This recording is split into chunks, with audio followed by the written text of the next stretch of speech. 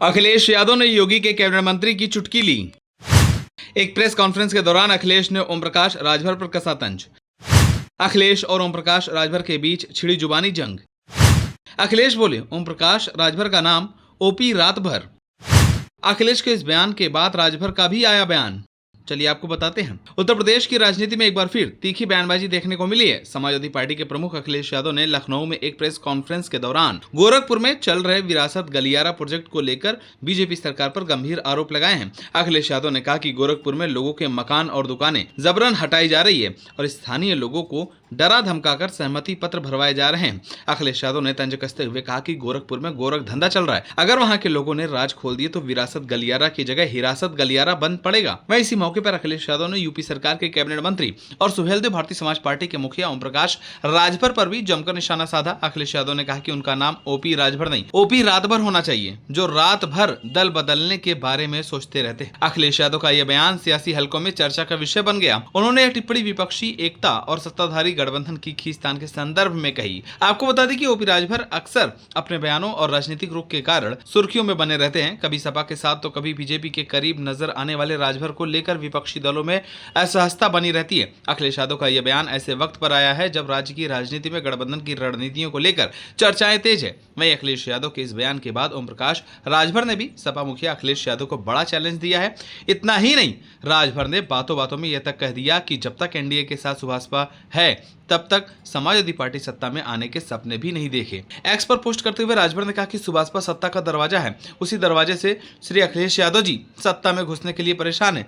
जब तक दरवाजे पर एनडीए के साथ सुभाषपा खड़ी रहेगी तब तक सत्ता समाजवादी पार्टी को नसीब नहीं होगी। उन्होंने आगे कहा कि अखिलेश दिन भर रात भर यही सोचते हैं, एनडीए के साथ खड़े सभी असली पीडीए वाले आ जाते हैं तो सत्ता मिल जाती है, लेकिन ये चाहे सपा प्रमुख रात में सपना देखें चाहे दिन में, सत्ता सालों तक दूर ही रहेगी। आपको बता दें कि इन दोनों नेताओं के बीच जुबानी जंग तब तेज हुई जब ओम प्रकाश राजभर ने इटावा कांड को लेकर अपना बयान दिया था। राजभर ने कहा कि समाज में हर वर्ग को एक निर्धारित काम होता है, ब्राह्मणों का कार्य पूजा पाठ और विवाह कराना है।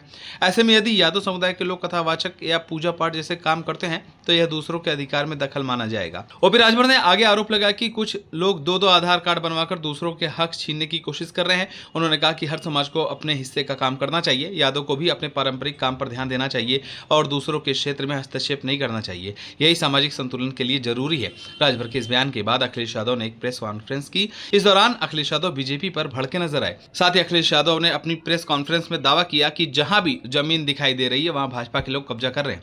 उन्होंने कहा कि यह किसी एक शहर की कहानी नहीं है, बल्कि हर जगह शासन प्रशासन का साथ लेकर भाजपा जमीन पर कब्जा कर रही है। गोरखपुर में हो रहे विरोध के पीछे वहां से चुने गए सबसे बड़े लोग हो सकते हैं।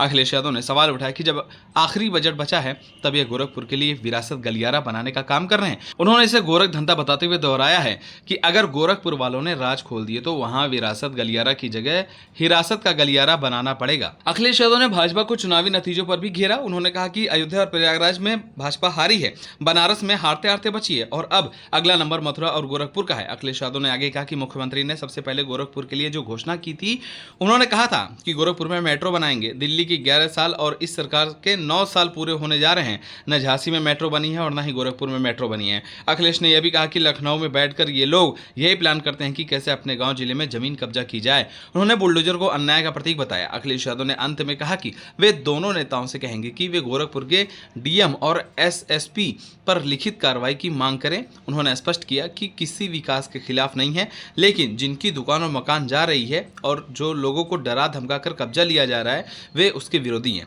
आपको बता दें कि जब से इटावा में कथावाचक कांड हुआ है तब से सपा और बीजेपी आमने सामने आ गई हैं। अखिलेश यादव खुलकर बीजेपी को अपना निशाना बना रहे हैं। इसके साथ ही ओम प्रकाश राजभर भी समाजवादी पार्टी पर हमला बोलते नजर आ रहे हैं।